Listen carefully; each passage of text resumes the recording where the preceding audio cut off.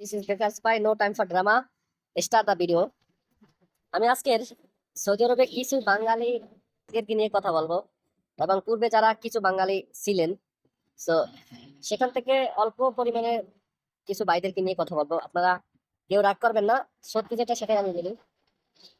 Saudi আরবে যখন আপনারা এসেছেন, বাংলাদেশে পরিচয় দিয়েছেন, তখন আপনাদেরকে একটা সময় ছিল অনেক ভালোবাসতো মানুষ।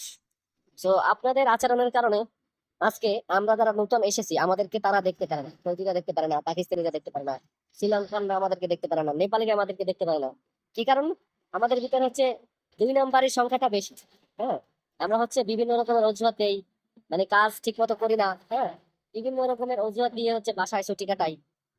দ্বিতীয়ত হচ্ছে ওয়াদা ভঙ্গ করে, মানে ওয়াদা ভঙ্গ করা মুনাফিকের আলামত, কিন্তু বাংলাদেশের কাছে এটা একেবারে একেবারে ইজি। হ্যাঁ, তৃতীয়ত হচ্ছে যারা নতুন বাঙালি আসে তাদেরকে তারা আনমোটিভেট করে, যেখানে তারা পরামর্শ দেওয়ার কথা সেখানে তারা তাকে এমন ভাবে সে উৎসাহর জায়গায় সে আসলে মনে হয় যেন এখনই যাই। হ্যাঁ, কাজে কষ্ট ইত্যাদি ইত্যাদি অনেক রকমের, মানে আপনার হৃদয়টাকে একেবারে ছোট করে ফেলে। হ্যাঁ, এটা হচ্ছে বাঙালিদের অবস্থা ভাই।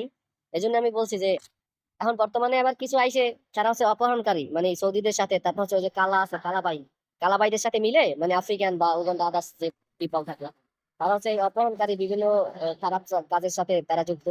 তো আমি আপনাদেরকে একটা কথাই বলতে চাই, যারা পূর্বে এগুলো করেছেন আপনারা আপনাদের দৃষ্টিভঙ্গি বদলান, কষ্ট করে টাকা ইনকাম করেন। আর যারা নতুন আসবেন তারাই অবশ্য আপনাদের মাথা একেবারে ঠান্ডা রেখে তারপর আসবেন, যে সুন্দরভাবে আপনি এখানে সময় দিবেন, যে কোম্পানি থাকবে সেই কোম্পানির পলিসি আপনি ফলো করবেন। হ্যাঁ, কেন খারাপ কাজের সাথে যুক্ত হবেন না।